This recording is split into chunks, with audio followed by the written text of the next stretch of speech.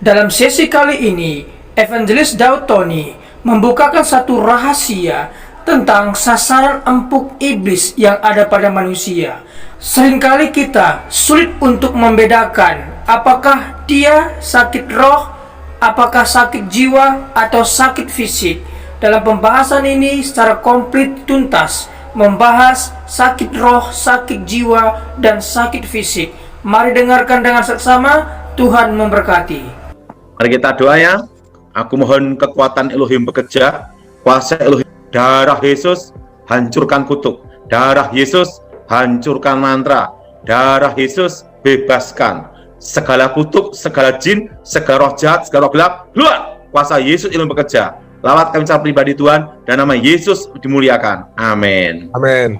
Pak Daud, saya mau tanya-tanya tentang penyakit jiwa. Banyak orang yang menderita itu, Pak, depresi, ada orang yang menderita mereka merasa gelisah dan lain-lainnya. Nah, itu gimana bedanya setan atau sakit jiwa benar? Saya mau minta pendapatnya Pak Daud, karena Pak Daud kan ahlinya tentang setan. Kalau itu yang berurusan dengan setan, itu selalu ada namanya penampakan roh. Dan penampakan roh itu yang lihat bukan hanya dia pribadi, tapi banyak orang lain. Nah, kedua, setelah itu ada namanya itu kasusnya itu ada manifestasi kesurupan. Ya. Ada manifestasi kesurupan. Dan yang ketiga itu ada alam reaksi. Contohnya ada hal yang aneh itu, misalnya ada tiba-tiba ada apa tuh namanya itu kalajengking, setelah itu burung-burung mati, macam-macam lah. Ya. Ada hal yang aneh pokoknya. Kayak intinya alam bereaksi. Nah, ada bau-bau aneh waktu jam 6 sore atau jam 12 malam. Pertama, itu kalau yang kasus kuasa gelap itu selalu ada penampakan roh. Ya. Penampakan roh, dan yang melihat bukan hanya dia pribadi, tapi banyak orang-orang yang melihat juga. Kedua, penampakan roh. ada yang namanya itu reaksi alam. Reaksi alam maksudnya gimana? Nah, reaksi alam tiba-tiba itu seperti ada namanya itu pohon-pohon itu tiba-tiba ada yang hangus gitu loh. Ya nggak natural gitu. Supranatural. Setelah itu kadang ada seperti kayak gempa tapi bukan gempa. Nah, setelah itu ada kalajengking, ular, macam-macam penampakan binatang yang aneh gitu loh. Iya. Nah, yang ketiga kalau itu kasus roh, ini kalau yang ketiga ini kasus roh, itu selalu berhubungan yang dengan mimpi-mimpi arwah-arwah orang mati gitu loh. Jadi harus ada mimpinya, Pak? Iya. Oke. Itu kasus-kasusnya itu. Iya, Pak. Jadi harus dilihat, dan dalam sejarahnya dari kecil dia tidak ada kasus kejiwaan gitu. Iya. Nah, saya itu yang keempat ada namanya manifestasi, ada kerasukan gitu. Iya. Nah itu, Michael. Iya, Pak. Bisikan-bisikan apakah juga termasuk, Pak? Belum tentu, bisa juga itu karena halusinasi atau kasus kejiwaan. Iya. Intinya satu, ada reaksi alam lah. Contohnya. Oh, harus ada reaksi alam ya. Kalau enggak memang itu penyakit jiwa ya, Pak ya? Ya. Iya. Pak Daud pernah nggak ngalami kisahnya ngalami orang yang kerasukan yang diserang kayak gitu, padahal yang diserang kayak gitu dan ada reaksi alamnya, Pak? Soalnya mungkin teman-teman yang mungkin sering ngerti reaksi alam modelnya kayak gimana. Gimana, Pak? Mungkin bisa kasih contoh kisahnya Pak Daud. Pernah ada yang kasus kejiwaan tuh dilayani di Jawa Timur. Itu tiba-tiba tuh langsung awan tuh gelap, langsung petir menyambung. Nah, disitulah itu kerasukan. Nah, dan tiba-tiba itu kayak model kayak kabut itu masuk ke tempat kita ngelayanin. Itu kejadian di Jawa Timur sudah hampir 23 tahun yang lalu. Oh ya? Iya, Satu itu pernah orang, kejadian itu. Loh, satu orang kerasukan reaksi alamnya sampai kayak gitu, Pak? Karena kasus setan yang dihadapi kan beda-beda, Michael. Iya, Pak. Kebetulan yang dihadapi itu setannya kuat gitu loh. Jadi Itu tergantung pernah kejadian kasusnya. tergantung kasusnya juga ada reaksi alam. Iya, betul. Iya, Pak. Jadi itu harus lihat kasusnya juga, Michael. Iya, Pak. Itu terusan tiba-tiba ya, ada yang namanya itu mandau itu bisa terbang, guci-guci terbang, macam-macam lah. Kayak gitu tuh udah hampir saya melayani itu kan sudah 27 tahun ya. Jadi kasus-kasus seperti itu udah biasa gitu loh. Iya, Pak. Hal-hal yang supranatural. Iya, Pak. Pernah juga ya, waktu dilayani itu ya, Michael ya. Iya, Pak. Itu langsung berubah kayak manifestasi seperti ular, bisa gini-gini. Kayak ular udah. Iya. Itu kejadian di Jakarta. Banyak sekali. Itu ya, Pak. Banyak sekali.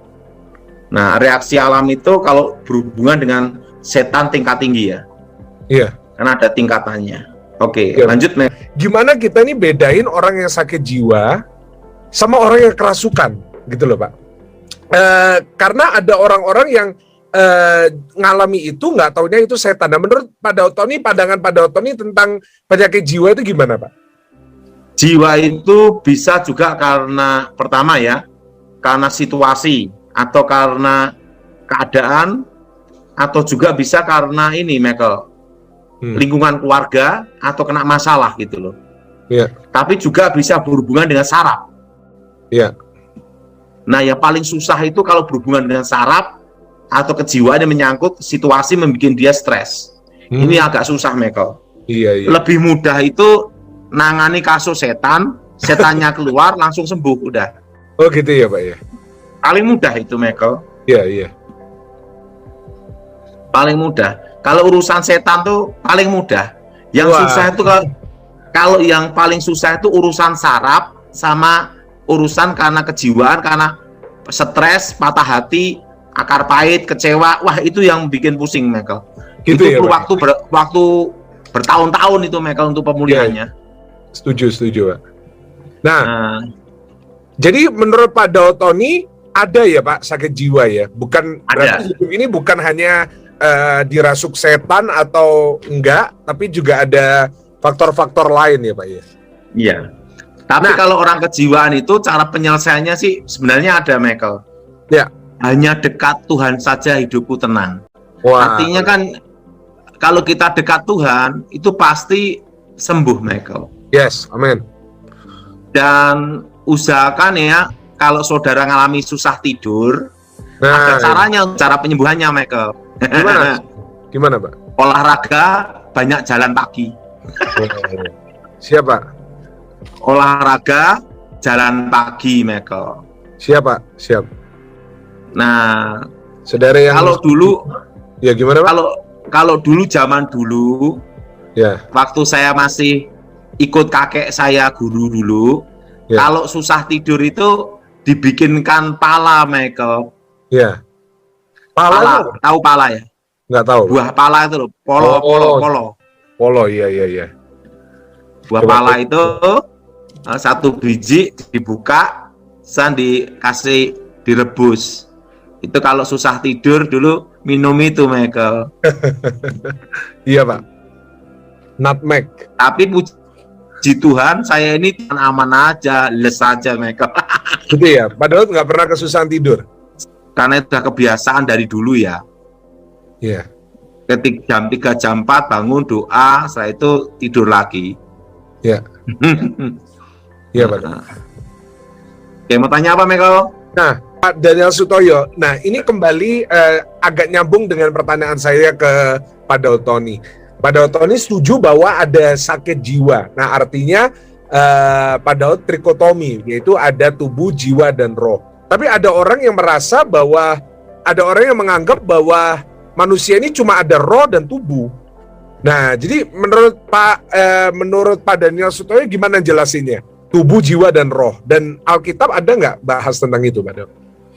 Eh, Oke, kan ada beberapa pandangan ya tentang kalau dalam istilah teologi atau psikologi juga bisa sering disebut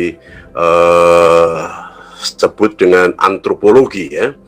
Jadi ilmu tentang manusia atau manusia itu terdiri dari berapa bagian gitu ya. Nah, ada yang mengatakan ada yang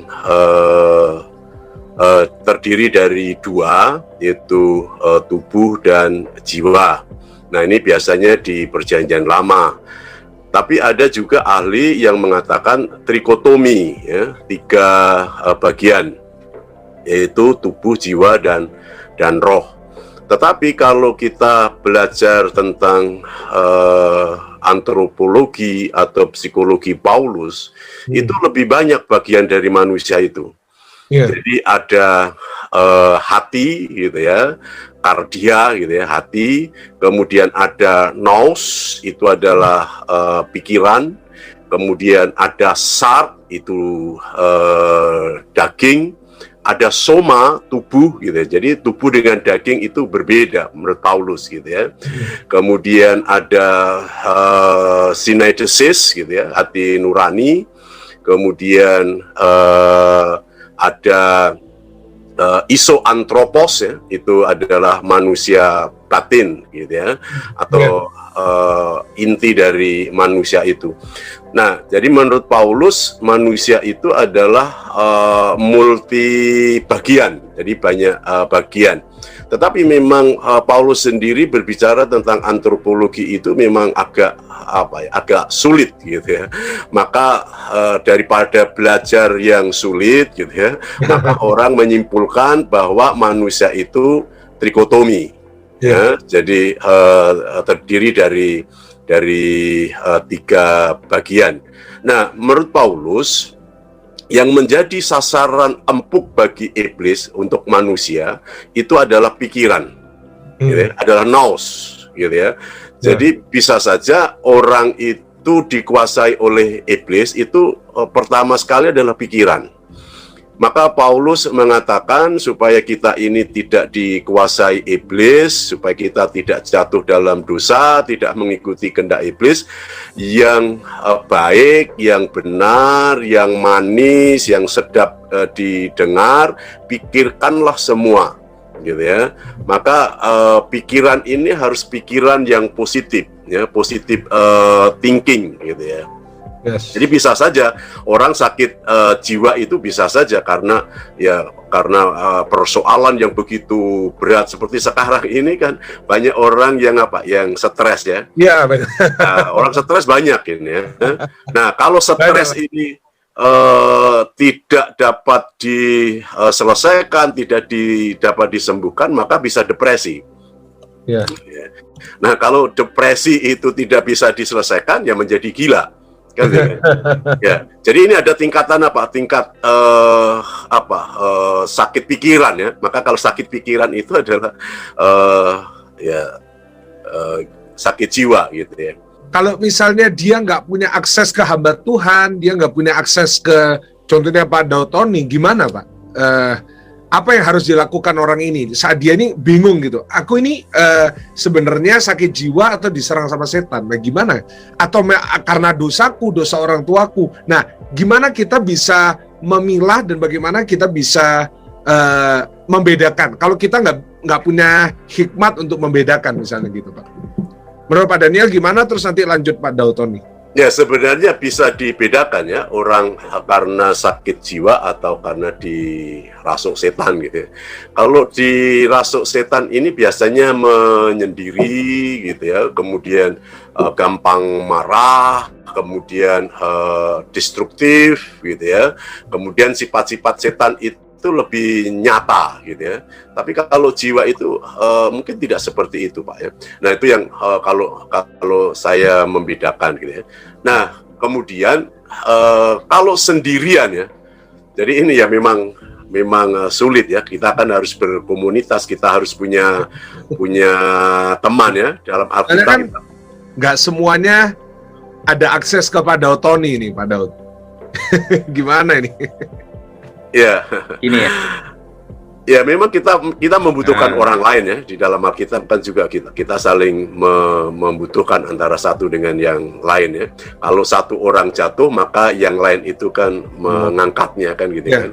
Berdua atau bertiga lebih baik daripada sendirian. Maka bagi orang Kristen memang harus punya Ya. punya komunitas gitu ya. Saya kira begitu Pak Michael. Gimana Pak Daud? Sebenarnya gini ya, kalau kasus kejiwaan atau tiba-tiba kasus roh jahat juga, sekalipun itu susah membedakan, tapi ada cara jalan keluarnya, Michael. Iya. Gimana Pak? Yaitu banyak memuji menyembah Tuhan, dekat dengan Tuhan. Ya. Sekalipun itu urusan setan, setannya keluar. Urusan kejiwaan, jiwamu ditenangkan Tuhan dengan hadirat Tuhan. Jadi banyak memuji menyembah Tuhan ya Pak?